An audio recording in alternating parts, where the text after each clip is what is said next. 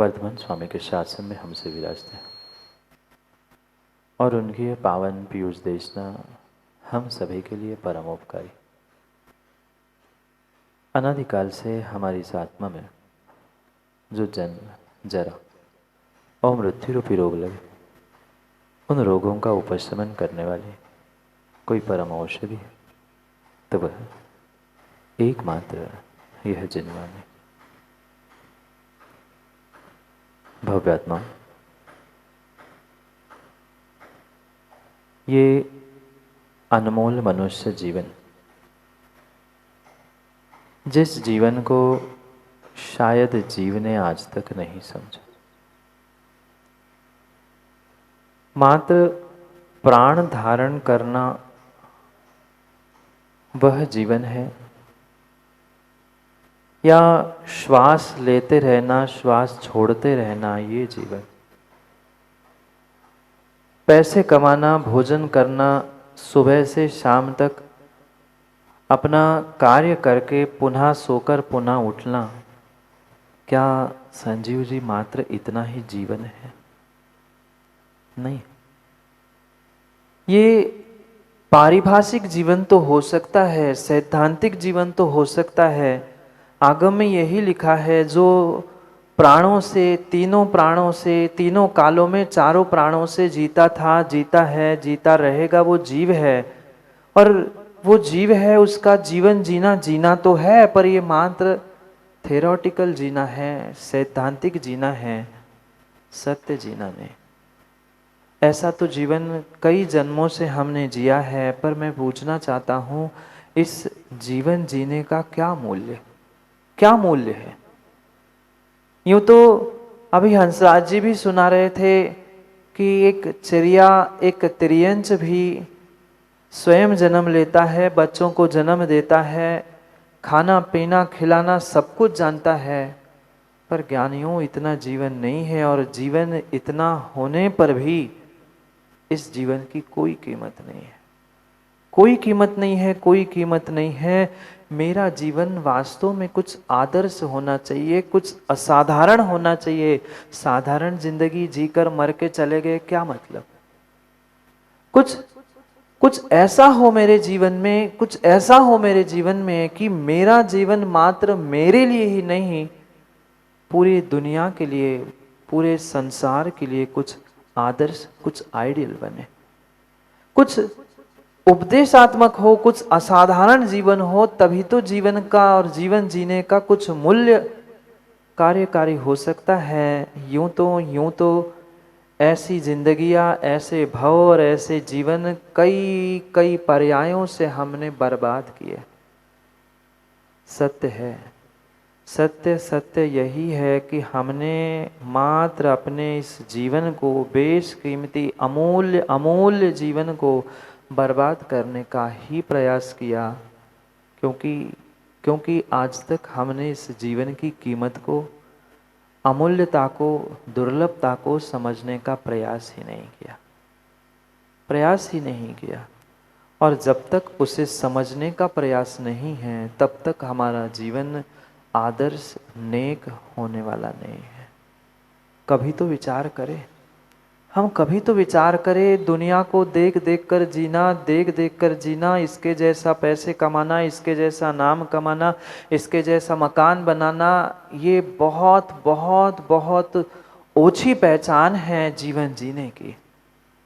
कुछ जीवन को ऊंचाइयों की ओर ले जाना है, अपने जीवन को हमें कुछ आदर्शता की ओर ले जाने का प्रयास करना है। कुछ असाधारण बात करे भी तो कब तक वही फेक जिंदगी जीते जीते, साधारण जिंदगी जीते जीते हम अपने समय को, अपने आप को और अपने जीवन को बर्बाद करते रहेंगे? कभी हम भी जीवन को, अपने जीवन को आदर्श बनाएं, आइडियल बनाएं। होगा, यहाँ बैठे हुए सुनने वाले प्रत्येक जीव का कोई ना कोई आदर्श जीवन में होगा, है कि नहीं? है। युवाओं का आदर्श अलग हो सकता है, माताओं का आदर्श आइडियल अलग हो सकता है। मैं इनके जैसा बन जाऊं, मुझे इसके जैसी खेल खेलना है, मुझे इसके जैसे जीवन जीना है, मुझे इसके जैसे पैसे कमाना है। ये सब कुछ लौकिक जीवन में तो हमने आदर्श बना लिए, पर हम अपने पारमार्थिक जीवन में और सच्चे जीवन में किसी को आज तक आदर्श बना पाए? शायद नहीं बना पाए।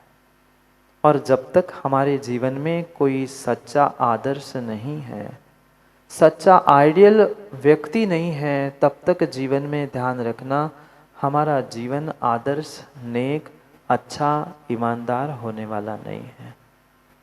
बिल्कुल बिल्कुल होने वाला नहीं है, क्योंकि ये त्रियंचो जैसा जीवन जी लेना, 2 समय भोजन कर लेना, पैसे कमा लेना, सो लेना, बच्चों को जन्म दे देना, ये बहुत बड़ी बात नहीं है, ये बहुत बड़ी बात नहीं है।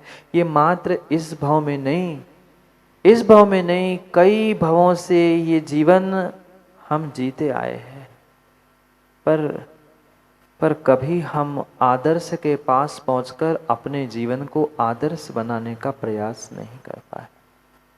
आदर्श जानते हो किसे कहते? आदर्श जानते हो किसे कहते हैं?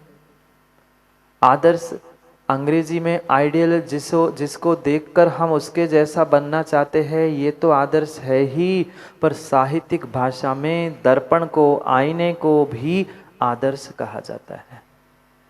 क्योंकि आदर्श को देखकर अपने आप को उसके जैसे बनाने का प्रयास किया जाता है, और दर्पण भी आदर्श है हमारे लिए, परमात्मा भी आदर्श है, गुरु भी आदर्श है। उनको देखकर हमें उनके जैसा बनना है, क्योंकि हमें अपने जीवन को उनके जैसा नेक और आदर्श बनाना है।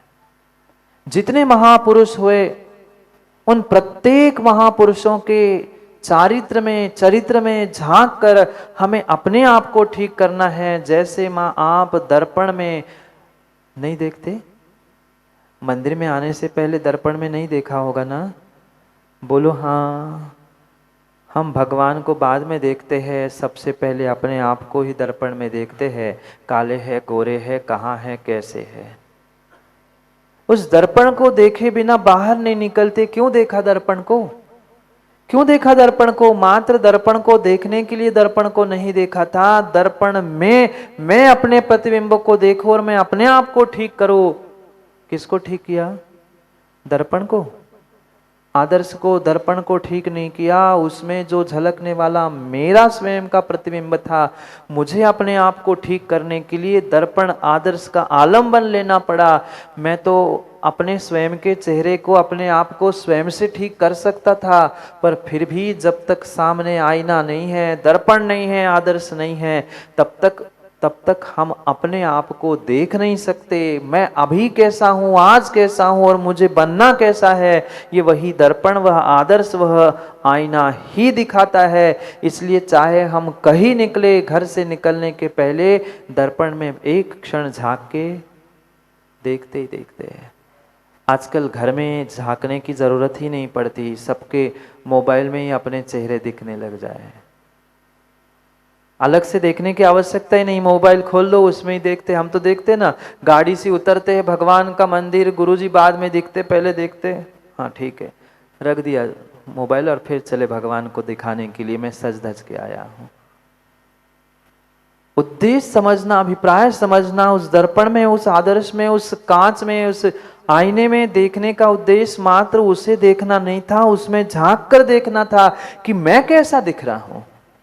और यही सिद्धांत हमें इन आदर्शों के साथ, यानी प्रभु, गुरु आदि आदर्शों के साथ समझना था। वास्तव में धर्मात्मा जीव का अगर कोई आदर्श है, धर्मात्मा जीव का कोई आइडियल है, तो वह मात्र और मात्र प्रभु और गुरु है। प्रभु और गुरु है। जो सम्यक दृष्टि जीव, जो धर्मात्मा उन्हें अपना आदर्श मानते हुए उनके जैसा बनने का प्रयास करता है, वो ही जीव कभी जीवन में भगवत्ता प्राप्त करते हुए जीवन को नेक बना पाता है, आदर्श बना पाता है। अन्यथा जिंदगी फेक होती ही जा रही है। जिंदगी फेक भी होती जा रही है और जिंदगी फेड भी होती जा रही है। पाटुदी जी 75-72 पहुंचने को है ना, जिंदगी फेड होती जा रही है। जिंदगी फेड होती जा रही है, जिंदगी फेक होती जा रही है। हम कभी इसके बारे में विचार ही नहीं कर पाए। विचार ही नहीं कर पाए, कब तक ऐसी ही जिंदगी जीते रहेंगे। कभी तो इन आदर्श को मानकर उनके जैसा बनने का प्रयास करे, कभी उन्होंने बताए हुए मार्ग पर चलने का प्रयास करे। ये ध्यान रखना, ये ध्यान रखना, आज हम अगर उनमें झांक कर नहीं देख पा रहे हैं अपने आप को, तो कभी हम उनके जैसे बन नहीं सकते। ये ध्यान रखना। माताओं, मात्र भगवान को दिखाने के लिए अपना मेकअप मंदिर में मत आना। भगवान को मेकअप दिखाने के लिए मंदिर में मत आना, भगवान को देखने के लिए भी मत आना। भगवान में अपने प्रतिबिंब को देखने आ जाना कि जैसे वीतरागी प्रभु आप बैठे हो, वैसे ही मेरे मेरे इस शरीर में मेरी आत्मा भी ऐसी ही वीतरागी भगवत शक्ति से युक्त है। ये अगर हमने आज तक भगवान में नहीं झांका है, ये अगर हमने आज तक गुरु में नहीं झांका है, तब तक हमारा गुरु और प्रभु का दर्शन करना फेक था, दिखावा था। सत्यता यही थी कि आदर्श में आदर्श बनने की भावना से जब तक हम झांक नहीं रहे हैं, नेक बनने की भावना से नहीं देख पा रहे हैं, तब तक कभी अपने जीवन को हम मेक नहीं कर सकते, बना नहीं सकते, नहीं बना सकते। इसलिए पुरुषार्थ करो, पुरुषार्थ करो। यहाँ पुनः पुनः आचार्य भगवंत आप सभी को, हम सभी को बता रहे हैं कि ज्ञानियों, इन नीतियों को जीवन में उतार लो। ये नीति ही सिखा रहे हैं। कोई कार्य प्रारंभ करने से पहले हमें उन सच्चे देव शास्त्र गुरु का स्मरण करना परम परम आवश्यक है। पर उनका स्मरण मात्र भी करने से काम नहीं होगा, उनका स्वरूप भी हमें पता होना चाहिए कि प्रभु और गुरु होते क्या है, ये देव शास्त्र गुरु होते क्या है, उनका स्वरूप क्या है, उनकी वास्तविकता क्या है। क्योंकि देव नाम के तो बहुत सारे जीव इस संसार में हैं। देव नाम के बहुत सारे जीव हैं। आजकल तो अरिहंत भी मिलते हैं, अरहन भी मिलते हैं, अरहम भी मिलते हैं, जिनेन्द्र भी मिलते हैं, वीतराग भी मिलते हैं। क्या ये नाम रखने से वो भगवान बन गए? नहीं। इन भगवानों की बात नहीं चल रही है। बात कुछ विशेष गुणों से युक्त, विशेष स्वरूपधारी उन अरिहंत देव, जो वीतरागी, सर्वज्ञ और हितोपदेशी है, जो हमारे लिए एक आदर्श के भांति है, दर्पण के भांति है, उनको समझे बिना कभी हम अपने आप को समझने वाले नहीं हैं। यूं व्यवहारिक जीवन जीते जीते सदियां बीत गई।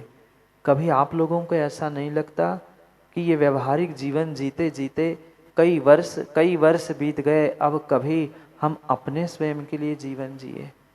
कभी हम अपने जीवन को इन महापुरुषों के, इन आदर्शों के समीप पहुंचकर हम अपने आप को भी आदर्श बना ले, दूसरों के लिए भी और स्वयं के लिए भी। तभी हम आदर्श बना सकते हैं, तभी हम कुछ नए आयाम बना सकते हैं, जब हम अपने आप को, अपने स्वयं के शक्ति को पहचान पाए। अन्यथा नहीं। जैसे जैसे एक दर्पण होता है, दर्पण प्रत्येक वस्तु को झलकाता है। कभी दर्पण ने किसी को, काले कलूठे इंसान को झलकाने से मना किया? नहीं। चाहे अग्नि लगी हो और दर्पण के सामने है, तो दर्पण में भी अग्नि दिखती है, दर्पण जलता नहीं है। दर्पण के सामने पानी गिर रहा है तो दर्पण गीला भी नहीं होता, पर फिर भी दर्पण में पानी, दर्पण में अग्नि, दर्पण में काला कलूठा मनुष्य भी झलकता है। वहां किंचित किंचित राग, द्वेष, छल, कपट कुछ है ही नहीं है, कुछ नहीं। और बिल्कुल हमारे लिए जो दर्पण के भांति ये वीतरागी प्रभु है, उनके पास भी कोई किसी प्रकार का छल, कपट, राग, द्वेष है ही नहीं है। इसलिए उनका पहला गुण वीतरागी कहा। जिनका बीत चुका है राग, और जहां राग बीत चुका है, उस राग के पहले द्वेष बीत ही गया होगा, तभी राग बीत सकता है। ये नहीं कहा बीत द्वेषी, द्वेष को जीते बिना राग को नहीं जीता जा सकता। ये दृष्टांत है वीतरागी संज्ञा देने के पीछे, कि उन्होंने द्वेष को तो पहले ही जीत लिया, अब राग को भी जीत कर वे वीतरागी हो चुके हैं। जैसे एक दर्पण, दर्पण देखा कि नहीं आप लोगों ने? आप लोगों ने नहीं देखा क्या पूनम चंद जी? दर्पण देखा ना? दर्पण में भी देखा होगा। क्या दिखता है दर्पण में? दर्पण में कौन दिखता है?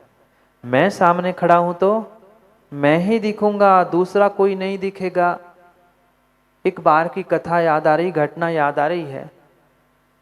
वो ऐसा समय था, उस समय पर कुछ जो बहुत छोटे छोटे देहात थे, उन देहातों में पूरी व्यवस्था यातायात के कारण पहुंचती नहीं थी। कुछ जो नए नए साधन बने थे वो वहां तक पहुंचे ही नहीं थे। नगर में कुछ एक ऐसा परिवार था, मात्र वहाँ एक बूढ़ी माँ थी और उस बूढ़ी माँ ने अपने बेटे को वही पैसे कमाने योग्य बना लिया। शक्ति नहीं थी बाहर भेजकर कुछ पढ़ाई कर पाए, कुछ कर पाए। छोटा सा देहात था। और जैसे आज कहीं बाजार में कोई सामग्री आती है, 2-4 दिन में घर में भी आ जाती है, बाजार की तो बात अलग है। वो जमाना था, वो समय था जब सामान्य रूप से कोई सामग्री नगरों में पहुंचती नहीं थी, नगरों में, और फिर तो वो देहात था। उनके घर में कोई दर्पण नाम की वस्तु ही नहीं थे। उसने बचपन से कभी आईना ही नहीं देखा। किसने?